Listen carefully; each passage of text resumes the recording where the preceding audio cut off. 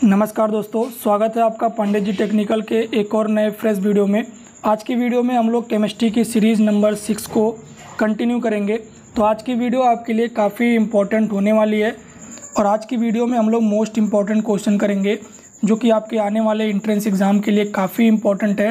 आप लोग भी अपने एग्ज़ाम में अच्छा नंबर स्कोर करना चाहते हो और एक अच्छे सरकारी कॉलेज में एडमिशन पाना चाहते हो तो ये वीडियो आपके लिए काफ़ी इम्पोर्टेंट है। इस वीडियो में कराए गए क्वेश्चन आपके प्रीवियस ईयर में पूछे गए हैं, साथ में आपके आने वाले एग्ज़ाम के में भी आने के चांसेस काफ़ी अधिक है, तो इसे आप लोग ज़रूर तैयार कर लें। चलिए दोस्तों, बिना समय गंवाए इस वीडियो को शुरू करते हैं। दोस्तों, आप लोगों को मैं बता दूं कि अगर आप लोग भी अपने एग्ज़ाम में 100% गवर्नमेंट कॉलेज पाना चाहते हो और इसी तरीके से अपनी पढ़ाई को कंटिन्यू करना चाहते हो तो अभी आप लोग पंडित जी टेक्निकल मोबाइल एप्लीकेशन को ज़रूर डाउनलोड करो। इसका लिंक आप लोग को डिस्क्रिप्शन में मिल जाएगा या फिर आप लोग इसे प्ले स्टोर से भी डाउनलोड कर सकते हो। चलिए दोस्तों, हम लोग वीडियो के पहले क्वेश्चन को देखते हैं। पहला क्वेश्चन है कि नाभिकीय रिएक्टर कौन सा कार्य करता है, यानी कि इसमें किस तरीके से कार्य होता है और कौन सा कार्य करता है। ऑप्शन दिया गया है। पहला ऑप्शन है अभियांत्रिकी ढंग से नाभिकीय ऊर्जा का उत्पादन, दूसरा है नियंत्रिकी ढंग से नाभिकीय ऊर्जा का उत्पादन, तीसरा है परमाणु बम विस्फोट में सहायता या फिर चौथा है उपरोक्त में से कोई नहीं। तो इसका सही ऑप्शन दोस्तों ऑप्शन नंबर बी, नियंत्रिकी ढंग से नाभिकीय ऊर्जा में उत्पादन। क्योंकि आप सभी लोगों को पता है कि जब नाभिकीय ऊर्जा उत्सर्जित होती है तो काफ़ी अधिक मात्रा में ऊर्जा उत्पन्न होती है जिससे काफ़ी नुकसान भी हो सकता है, तो उसको नियंत्रित करके नाभिकीय ऊर्जा का उत्पादन किया जाता है ताकि कोई भी दुर्घटना ना घटे। तो इसका ऑप्शन नंबर बी यहाँ पे सही हो जाएगा। नेक्स्ट क्वेश्चन देखते हैं। नेक्स्ट क्वेश्चन कह रहा है कि 1H1 प्लस 0N1 से क्या बनता है। तो यहाँ पे दोस्तों ऑप्शन दिया गया है प्रोटियम, ड्यूटेरियम, ठीक है, ट्राइटियम, ठीक है। तो ये सभी क्या है, ये हाइड्रोजन के ही हैं रूप। प्रोटियम, ड्यूटेरियम, ट्राइटेरियम, ये सभी क्या है, हाइड्रोजन के ही रूप हैं। तो इसको पता करने के लिए सबसे पहले हमें क्या है, इसके परमाणु भारों को जोड़ना पड़ेगा।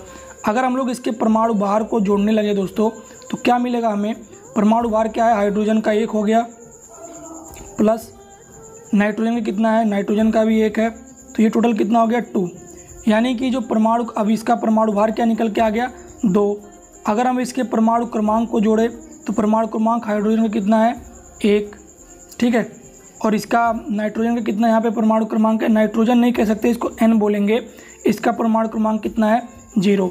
ये डाटा हमें कैसे मिल रहा है, ये डाटा हमें यहीं से मिल रहा है। आपको मैंने पहले भी बताया था, जो पहले और नीचे लिखा रहता है वो परमाणु क्रमांक होता है और जो ऊपर लिखा रहता है वो उसका परमाणु भार होता है।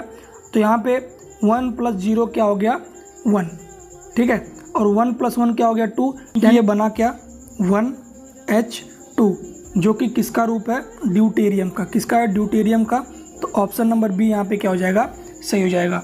नेक्स्ट क्वेश्चन देखते हैं। नेक्स्ट क्वेश्चन क्या कह रहा है कि हाइड्रोजन बम किस सिद्धांत पर कार्य करता है। तो हाइड्रोजन बम दोस्तों किस सिद्धांत पर कार्य करता है, ये आपका नाभिकीय संलयन विधि पर कार्य करता है।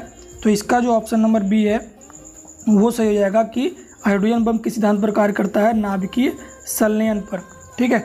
अगला क्वेश्चन कह रहा है कि Ra226 की अर्ध आयु 1580 है। 4740 वर्षों के पश्चात ये अपनी प्रारंभिक मात्रा का रह जाएगा, यानी कि कितना रह जाएगा अपनी प्रारंभिक मात्रा का, ये पूछ रहा है। तो सपोज दैट मान लीजिए कि अगर अभी इसकी जो मात्रा है वो कितनी है, 1 ग्राम है। अब ये 1540 वर्ष कितनी हो जाएगी, आधी ग्राम हो जाएगी, ठीक है, 1540 वर्ष। अगले ये 1540 वर्ष में कितनी हो जाएगी, इसकी भी आधी हो जाएगी। तो 1/2 का आधा क्या हो जाएगा, 1/4। फिर अगले ये 1540 वर्ष में क्या हो जाएगा, इसका भी आधा हो जाएगा। 1/4 का आधा क्या हो जाएगा, 1/8, ठीक है। अब ये टोटल वर्ष आप लोग जोड़ लीजिए, 1540 और ये 1540, टोटल कितना हो गया 4740, ठीक है। तो यानी कि 4740 वर्ष बाद जो है ये अपने अर्ध आयु का, ठीक है, ये अपने प्रारंभिक मात्रा का कितना रह जाएगा, 1/8 भाग रह जाएगा। तो इसका जो ऑप्शन नंबर बी है वो यहाँ पे सही हो जाएगा। नेक्स्ट क्वेश्चन देखते हैं क्या कह रहा है कि विल्सन अभ्रक में कौन सा कोई चिन्ह नहीं छोड़ता, ठीक है। बहुत ही अच्छा क्वेश्चन है, पूछ रहा है कि विल्सन अभ्रक में कौन सा कोई चिन्ह नहीं छोड़ता, यानी कि इलेक्ट्रॉन, प्रोटॉन, न्यूट्रॉन, अल्फा कण में से कौन इसमें जो है कोई भी चिन्ह नहीं छोड़ता। जो न्यूट्रॉन है दोस्तों वो कोई भी चिन्ह नहीं छोड़ता। तो इसका ऑप्शन नंबर डी यहाँ पे क्या हो जाएगा, सही हो जाएगा। नेक्स्ट क्वेश्चन देखिए, नेक्स्ट क्वेश्चन क्या कह रहा है कि नाभिकीय रिएक्टरों में नियंत्रक छड़ें किस लिए प्रयोग में लाई जाती हैं। तो नियंत्रक छड़ें किस लिए प्रयोग में लाई जाती हैं, ये जो है इसके नाम से ही सिद्ध हो जाता है। नियंत्रक छड़ें यानी कि कुछ ना कुछ नियंत्रण करने के लिए ही नियंत्रक छड़ें प्रयोग की जाती हैं। तो यहाँ पे जो इसका सही ऑप्शन है दोस्तों वो है ऑप्शन नंबर बी की अभिक्रिया की गति कम करने के लिए, यानी कि अभिक्रिया की गति नियंत्रित करने के लिए। तो इसका जो ऑप्शन नंबर बी है वो सही हो जाएगा। अगला क्वेश्चन देखते हैं। अगला क्वेश्चन क्या कह रहा है कि परमाणु बम निम्न में से किस सिद्धांत पर आधारित है। तो यहाँ पे पूछ रहा है कि परमाणु बम जो होता है वो किस सिद्धांत पर आधारित है। ऑप्शन दिया गया है नाभिकीय संलयन, नाभिकीय विखंडन और रेडियो एक्टिवता, या फिर नाभिकीय विखंडन एवं संलयन। तो दोस्तों ये क्वेश्चन शायद रिपीट हो गया है, अभी मैंने आपको कराया है। तो इसका ऑप्शन नंबर ए ही सही है। नाभिकीय संलयन जो परमाणु बम होता है वो किस सिद्धांत पर कार्य करता है, नाभिकीय संलयन सिद्धांत पर। ठीक है।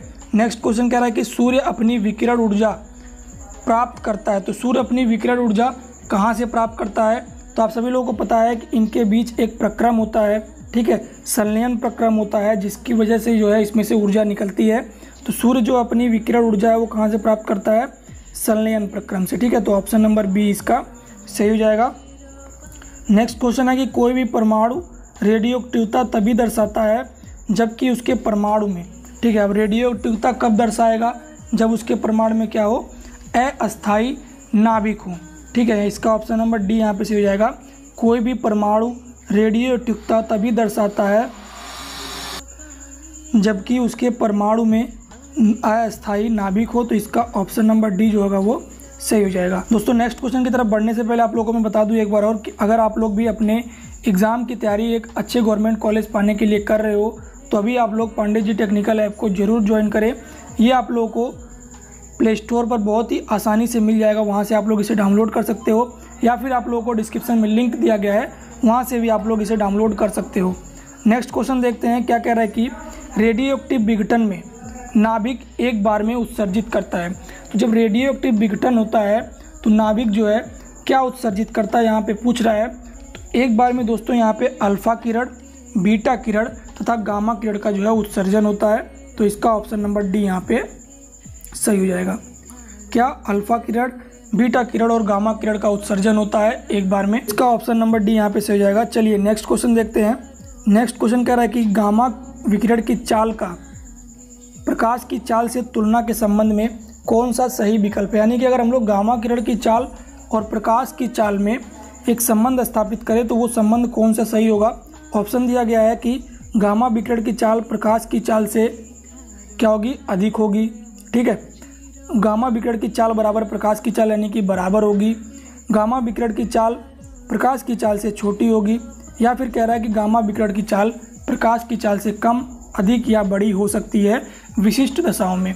तो इसका जो सही ऑप्शन है दोस्तों कि गामा विकिरण की जो चाल होती है वो प्रकाश की चाल के बराबर होती है, यानी कि इसका ऑप्शन नंबर बी सही हो जाएगा।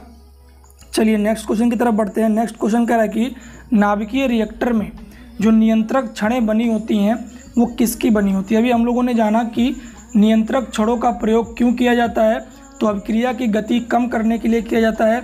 अब यहाँ पे पूछ रहा है कि नियंत्रक छड़ें किसकी बनी होती हैं, तो ये भी बहुत ही अच्छा क्वेश्चन है। तो जो आप लोगों की नियंत्रक छड़ें होती हैं दोस्तों वो कैडमियम की बनी होती हैं। किसकी, कैडमियम धातु की बनी होती हैं। तो इसका ऑप्शन नंबर बी यहाँ पे सही हो जाएगा। नेक्स्ट क्वेश्चन है आप लोगों का कि संयोजकता यानी कि बैलेंसी शब्द का प्रयोग सर्वप्रथम किया था। तो यहाँ पे पूछ रहा है कि किस वैज्ञानिक ने इसका प्रयोग सर्वप्रथम किया था। ऑप्शन दिया गया है फ्रैंकलैंड ने, कोसल ने, नील्स ने या फिर रदरफोर्ड ने। तो आप लोगों को मैं बता दूं कि संयोजकता शब्द का प्रयोग सर्वप्रथम फ्रैंकलैंड जी ने किया था। तो इसका ऑप्शन नंबर ए यहाँ पे क्या हो जाएगा, सही हो जाएगा। चलिए नेक्स्ट क्वेश्चन देखते हैं। नेक्स्ट क्वेश्चन कह रहा है कि संयोजकता के इलेक्ट्रॉनिक सिद्धांत का प्रतिपादन करने वाले वैज्ञानिक थे। यानी कि जो संयोजकता का इलेक्ट्रॉनिक सिद्धांत है उसका प्रतिपादन किस वैज्ञानिक ने किया था। तो इसका प्रतिपादन दोस्तों कोसल एवं जी.एन. लुईस ने किया था। तो यहाँ पे जो इसका ऑप्शन नंबर बी है वो सही हो जाएगा। किसने, कोसल एवं जी.एन. लुईस ने किया था। अगला क्वेश्चन कह रहा है कि वैद्युत संयोजक बंध बना होता है। वैद्युत संयोजक बंध जो आप लोगों का होता है वो किससे बना होता है, ये यहाँ पे पूछ रहा है। तो ये आपका विद्युत आवेशित परमाणुओं या परमाणु समूहों का बंध होता है। तो इसका जो ऑप्शन नंबर डी है वो सही हो जाएगा कि जो विद्युत संयोजक बंध होता है वो विद्युत आवेशित परमाणुओं या परमाणु समूहों का बना होता है। अगला क्वेश्चन क्या कह रहा है कि आप लोगों का संयोजी इलेक्ट्रॉन कहलाते हैं परमाणु के। ठीक है, पूछ रहा है कि संयोजी इलेक्ट्रॉन परमाणु के क्या कहलाते हैं। ऑप्शन दिया हुआ है कि सबसे भीतरी कक्ष में उपस्थित इलेक्ट्रॉन, बाहर से दूसरे नंबर के कक्ष में उपस्थित इलेक्ट्रॉन, बातम कक्ष में उपस्थित इलेक्ट्रॉन या फिर दूसरे कक्ष में उपस्थित इलेक्ट्रॉन। तो जो संयोजी इलेक्ट्रॉन होते हैं वो दूसरे कक्ष में उपस्थित इलेक्ट्रॉन होते हैं। ठीक है, तो इसका ऑप्शन नंबर डी यहाँ पे सही हो जाएगा कि दूसरे कक्ष में उपस्थित इलेक्ट्रॉन ही संयोजी इलेक्ट्रॉन कहलाते हैं। अगला क्वेश्चन क्या कह रहा है दोस्तों आप लोगों का कि सहसंयोजक बंध बनता है। सहसंयोजक बंध कैसे बनता है ये यहाँ पे पूछ रहा है। ऑप्शन दिया गया इलेक्ट्रॉनों के आदान प्रदान से, बाहर से एक इलेक्ट्रॉन मिलने से, अगला ऑप्शन दिया गया सी की इलेक्ट्रॉन बाहर निकल जाने से, फिर अगला दिया है कि इलेक्ट्रॉन के साझे से। तो जो आप लोगों का सहसंयोजक बंध बनता है दोस्तों वो इलेक्ट्रॉनों के साझे से बनता है। तो इसका ऑप्शन नंबर डी यहाँ पे सही हो जाएगा। फिर अगला क्वेश्चन आप लोगों का इससे संबंधित है कि उपसहसंयोजक बंध में होता है। ठीक है, कि उपसहसंयोजक बंध कैसे बनता है। ऑप्शन दिया गया इलेक्ट्रॉनों का स्थानांतरण, इलेक्ट्रॉनों की बराबर साझेदारी, हाइड्रोजन बंध। ठीक है, एक परमाणु के इलेक्ट्रॉनों की दो परमाणुओं के मध्य साझेदारी। तो इसका जो सही ऑप्शन है दोस्तों वो क्या है कि जब आप लोगों का उपसहसंयोजक बंध होता है तो उसमें क्या होता है कि एक परमाणु के इलेक्ट्रॉन के दो परमाणुओं के मध्य साझेदारी, यानी कि जो एक परमाणु का इलेक्ट्रॉन है वो दो परमाणुओं के मध्य क्या है वो साझेदारी कर रहा है। तो इसका ऑप्शन नंबर डी यहाँ पे सही हो जाएगा। नेक्स्ट क्वेश्चन देखते हैं। नेक्स्ट क्वेश्चन क्या कह रहा है कि मर्क्यूरस आयन का प्रतीक है।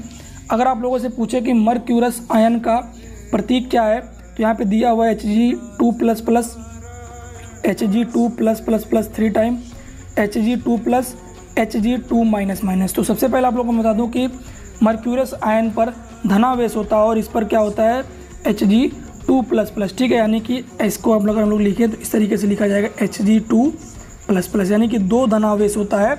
तो इसका जो सही ऑप्शन है वो ए सही हो जाएगा।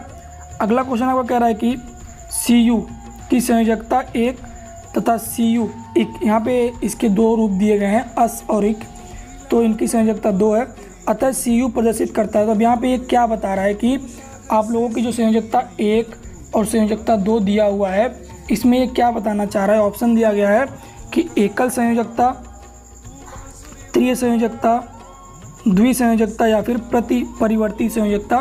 तो इसका सही ऑप्शन है कि ये जो आप लोगों का प्रतिवर्ती संयोजकता दिखा रहा है कि अगर कहीं आवश्यकता पड़ने पर ये 1 की संयोजकता कर सकता है या फिर कभी आवश्यकता पड़ने पर ये 2 की भी संयोजकता कर सकता है। तो ये क्या हो गया, परिवर्ती संयोजकता हो गया। अगला क्वेश्चन क्या कह रहा है आप लोगों का कि सहसंयोजक यौगिक जल में प्राय। तो सहसंयोजक यौगिक जो होते हैं वो पे आपके जल में क्या करते हैं। ऑप्शन दिया गया इसका घुलनशील होते हैं, अघुलनशील होते हैं, वियोजित होते हैं या फिर जल अपघटित हो जाते हैं। तो इसका जो सही ऑप्शन है कि सहसंयोजक यौगिक जो आप लोगों के होते हैं वो जल में क्या होते हैं, अघुलनशील होते हैं। तो इसका जो ऑप्शन नंबर बी यहाँ पे होगा वो सही हो जाएगा। नेक्स्ट क्वेश्चन क्या कह रहा है कि सहसंयोजक यौगिक बहुत अधिक विलेय होते हैं किसमें।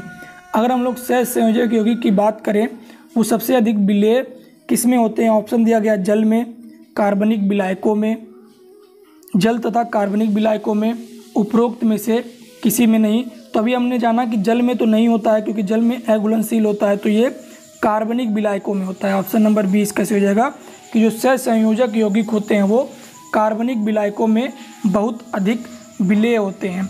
अगला क्वेश्चन क्या कह रहा है कि किसी परमाणु में से एक इलेक्ट्रॉन पृथक हो जाने पर उस पर आवेश होगा।